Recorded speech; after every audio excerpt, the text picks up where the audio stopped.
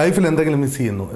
Definitely അവരുടെ industrial ലൈഫിൽ, ഒരു ബിസിനസ് ലൈഫിൽ ഇവിടുത്തെ ആ ഒരു എൻവയൺമെന്റ് മിസ് ചെയ്തെന്ന് വെച്ച് കഴിഞ്ഞാൽ ദേ ആർ റിയലി മിസ്സിങ്. തീർച്ചയായും.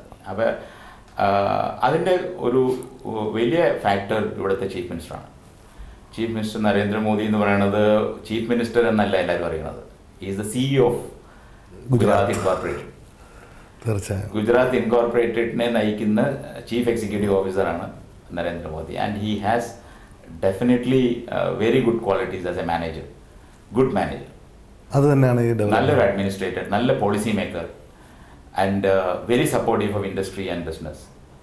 എന്ത് ചെയ്യാനും ഇന്ന് ഈ വട്വ ഇൻഡസ്ട്രിയൽ അസോസിയേഷനകത്ത്, ഈ വട്വ ഇൻഡസ്ട്രിയൽ എസ്റ്റേറ്റിനകത്ത് ചെയ്യുന്ന പൊല്യൂഷൻ, ഇത് മറ്റേത് സ്റ്റേറ്റിലെങ്കിലും ആയിരുന്നെങ്കിൽ ഈ ഇത് അടച്ചുപൂട്ടി ഇതെല്ലാം ക്ലോസ് ചെയ്ത് ഇവിടെയൊക്കെ മൾട്ടി സ്റ്റോറി ബിൽഡിംഗ് വരുമായിരുന്നു. പക്ഷേ അവരുടെ they give A hand holding service.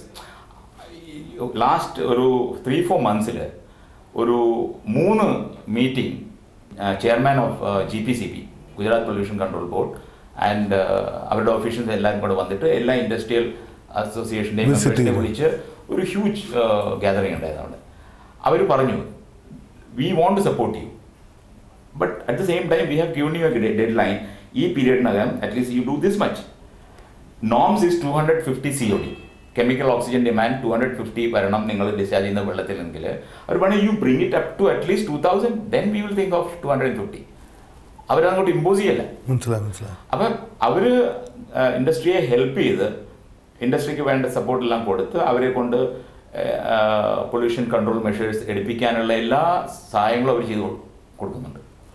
മറ്റുള്ള ഇൻഡസ്ട്രീസിൽ ഒരു ലോ ഉണ്ടെന്ന് വെച്ച് കഴിഞ്ഞാൽ ആ ലോ ഫോളോ ചെയ്യുക. If somebody is not following the law in any way, അങ്ങ് അടച്ചുപൂട്ടുക. അതാണ് എല്ലാവരുടെയും ലക്ഷ്യം. അതിൽ കൂടുതൽ എനിക്കൊന്നും ചെയ്യാനില്ല എന്നുള്ളതാണ് അവിടുത്തെ ഒഫീഷ്യൽസും ചിന്തിക്കുന്നത്. ഇവിടുത്തെ ഒഫീഷ്യൽസ് ആണെങ്കിലും മിനിസ്റ്റേഴ്സ് ആണെങ്കിലും, ഇപ്പോൾ ചെയർമാൻ ഓഫ് GPCB എന്ന് പറയുന്ന ഒരു പൊളിറ്റിക്കൽ ഫിഗറാണ്, പൊളിറ്റിക്കൽ അപ്പോയിൻമെൻ്റ് ആണ്. അപ്പോൾ അയാളും പറയുന്നത് ഇതാണ്, don't allow things to get out of my hands. It is in my hands up to now. Tomorrow when CPCB comes and monitors your effluent, they would say simply close it down. Don't tell me anything at that time. This is the tone in which he is speaking. കാരണം അതാണ് ഡെവലപ്മെന്റിനെ തീർച്ചയായും. അപ്പോൾ ആ ഒരു attitude ഇവരുടെ എല്ലാ സെക്ടറിലും അവർ, law മുതൽ top വരെ ശ്രീ നരേന്ദ്രമോദി അത് വർക്കൗട്ട് ചെയ്തു. നമ്മൾ ടോപ്പിൽ ഒരു മെസ്സേജ് കൊടുക്കുന്നതാണ് മറ്റുള്ളവരെല്ലാവരും ഫോളോ ചെയ്യുന്നത്. ടോപ്പിൽ ആ മെസ്സേജ് ഇല്ലാന്ന് വെച്ച് കഴിഞ്ഞാൽ അവർക്ക് ഒന്നും ചെയ്യാൻ സാധിക്കില്ല. ബോട്ടമിലെ വർക്കേഴ്സ് എന്ത് ചെയ്താലും ടോപ്പിൽ ഒന്നും ഇല്ലെങ്കിൽ നത്തിങ് ദെയർ. അതാണ് സത്യം. അതാണ് സാർ തന്ന ഏറ്റവും വലിയ മെസ്സേജ്. ഏതൊരു സ്റ്റേറ്റിലും അതിൻ്റെ വികസനത്തിന്, അതിൻ്റെ വളർച്ചയ്ക്ക് എപ്പോഴും സഹായമായിരിക്കുന്നത് അവിടുത്തെ വ്യവസായങ്ങൾ തന്നെയാണ്. തീർച്ചയായും സാറിൻ്റെ അടുത്ത് ലാസ്റ്റ് ക്വസ്റ്റ്യനാണ്. സാറിൻ്റെ ജീവിതത്തിൽ തീർച്ചയായും വളരെ ചെറുപ്പം നാൾ മുതലേ സാറിനെ വായനാശീലം പഠിപ്പിക്കുകയും ഇംഗ്ലീഷ് അത് ഫ്ലുവൻ്റായിട്ട് സംസാരിക്കാൻ നിർബന്ധമാക്കി തരികയും ചെയ്ത സാറിൻ്റെ പിതാവ് സാറിൻ്റെ ജീവിതത്തിൽ എത്രമാത്രം സ്വാധീനിച്ചിട്ടുണ്ട്? ആരെങ്കിലും സ്വാധീനിച്ചിട്ടുണ്ടെന്നുണ്ടെങ്കിൽ അത് എൻ്റെ അച്ഛൻ തന്നെയാണ്. തീർച്ചയായും ആ ഒരു സ്വാധീനം ചെറുപ്പകാലം വളരെ അടിപൊളിയുണ്ട്. പഠിപ്പിക്കാൻ ഇരുന്ന് കഴിഞ്ഞാൽ അവസാനം അത് അടിയിലാണ് എത്തുന്നത്. നാച്ചുറൽ, അത് ഏത് പേരൻസിനും സംഭവിക്കണതാണ്. അച്ഛൻ മകനെ പഠിപ്പിക്കുമ്പോൾ അച്ഛൻ്റെ റിഫ്ലക്ഷനാണ് മകനിൽ കാണുന്നത്. അപ്പോൾ മകൻ ഒരു ഇൻഫീരിയർ ആണെന്ന് അച്ഛൻ ആക്സെപ്റ്റ് ചെയ്യാൻ പറ്റില്ല. തീർച്ചയായും മകൻ സുപ്പീരിയർ ആണെന്നുള്ളത് അച്ഛൻ ആക്സെപ്റ്റ് ചെയ്യാം, വളരെ പ്രൈഡോടുകൂടി അച്ഛൻ ആക്സെപ്റ്റ് ചെയ്യും. പക്ഷേ ഇൻഫീരിയർ ആണെന്നുള്ള ആക്സെപ്റ്റ് ചെയ്യാൻ പറ്റില്ല. അപ്പോൾ അതിനുള്ള എല്ലാ ശ്രമവും അച്ഛന്മാർ നടത്തും. അത് ഏത് അച്ഛനും നടത്തും. എൻ്റെ അച്ഛൻ ആ കാര്യത്തിൽ, പഠിപ്പിക്കുന്ന കാര്യത്തിൽ വളരെ ഇനിഷ്യേറ്റീവ് എടുത്തിട്ടുണ്ട്. Education is the only thing that will see you through എന്നുള്ളത് പഠിപ്പിച്ചിട്ടുണ്ട്. പഠിത്തം മതിയാക്കിയിടാം പ്രാണൻ മേനി വിടുന്നതാൾ എന്നുള്ള ഒരു golden saying also he has told us. അതായിരുന്നു. അതെ, പഠിത്തം നമ്മൾ ഒരിക്കലും നിർത്തുന്നില്ല. ഇപ്പോൾ പറയുകയാണ്, ഞാൻ 10ാം ക്ലാസ് പാസ്സായി, 12ാം ക്ലാസ് പാസ്സായി, ഇന്ന് സുഖമായിട്ട് കിടന്നുറങ്ങുക, അതല്ല. നമ്മുടെ ജീവന്റെ അവസാനം വരെ നമ്മൾ പഠിച്ചുകൊണ്ടിരിക്കുന്നു. ഓരോ പാഠങ്ങൾ പഠിച്ചുകൊണ്ടിരിക്കുന്നു. ഓരോ എക്സ്പീരിയൻസും ഓരോ പാഠങ്ങൾ. തീർച്ചയായും അതാണ് ആ ഒരു മെസ്സേജ് തന്നിരുന്നു. ആൻഡ് അത് എല്ലാ ജങ്ചറിലും ഇൻ ബിസിനസ്സിൽ വരുമ്പോഴാണെങ്കിലും ജോലി ചെയ്യുമ്പോഴാണെന്നുണ്ടെങ്കിലും അതിപ്പോഴും മനസ്സിലുണ്ടായിരുന്നു. ആ ഒരു ഇൻഫ്ലുവൻസ് ജീവിതത്തിൽ വളരെയധികം ശരിക്കും സഹായിക്കും. വളരെ നന്ദി സാർ. തിരക്കേറിയ ഈ സമയത്തും ഞങ്ങളുടെ പ്രേക്ഷകരോട് ഇങ്ങനെ വളരെ വ്യക്തമായ രീതിയിൽ സംസാരിച്ചതിൽ എല്ലാ പ്രേക്ഷകർക്കും, നിങ്ങൾ വന്ന എല്ലാ ടീം മെമ്പേഴ്സിനും നന്ദി, നമസ്കാരം. ഈ എപ്പിസോഡ് ഇവിടെ പൂർത്തിയാകുമ്പോൾ ഞാൻ വളരെ സംതൃപ്തനാണ്. തീർച്ചയായും ഒരു ഗുരുനാഥൻ്റെ മുന്നിൽ അദ്ദേഹത്തിൻ്റെ ജീവിതാനുഭവങ്ങളെക്കുറിച്ച് മനസ്സിലാക്കാൻ ഇരുന്നതുപോലെയായിരുന്നു.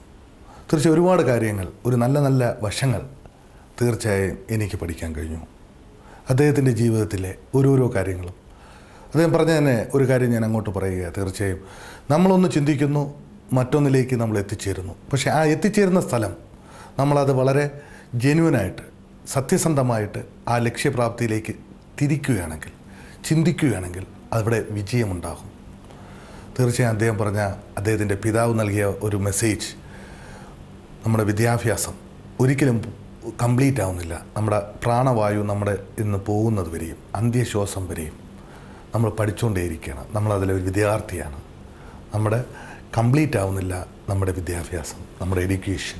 തീർച്ചയായും വലിയൊരു മെസ്സേജ് നമുക്ക് ഈ എപ്പിസോഡിൽ നിന്ന് മനസ്സിലാക്കാൻ കഴിഞ്ഞു. നിങ്ങൾക്കും അത് ഉൾക്കൊള്ളാൻ സാധിച്ചു എന്ന് ഞാൻ പൂർണ്ണമായി വിശ്വസിക്കുന്നു. നമുക്ക് വളരെയധികം ഉയർച്ച തീർച്ചയായും CR വേണുഗോപാൽ സാറിനും അദ്ദേഹത്തിൻ്റെ സ്ഥാപനത്തിനും അദ്ദേഹത്തിൻ്റെ കുടുംബത്തിനും നന്മകൾ ഉണ്ടാവട്ടെ എന്ന് സർവേശ്വരനോട് പ്രാർത്ഥിച്ചുകൊണ്ട് ഈ എപ്പിസോഡ് ഇവിടെ അവസാനിപ്പിക്കുന്നു. നന്ദി, നമസ്കാരം.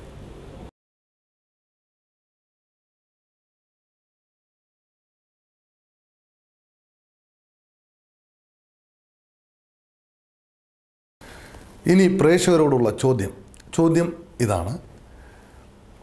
ഇന്ത്യയിലെ വളരെ പ്രസിദ്ധമായ ഗീർ വനം ഏത് സംസ്ഥാനത്തിലാണ്? ചോദ്യം ഒരിക്കൽ കൂടി, ഗീർ വനം ഏത് സംസ്ഥാനത്തിലാണ്? ഈ ചോദ്യത്തിന് ശരിയുത്തരം ഇനി പറയുന്ന ഫോൺ നമ്പറിൽ ഞങ്ങളെ വിളിച്ചറിയിക്കുക. ഞങ്ങളെ വിളിക്കേണ്ട ഫോൺ നമ്പർ 0484231778 അല്ലെങ്കിൽ 83. ഫോൺ നമ്പർ ഒരിക്കൽ കൂടി 0484231778 അല്ലെങ്കിൽ 83.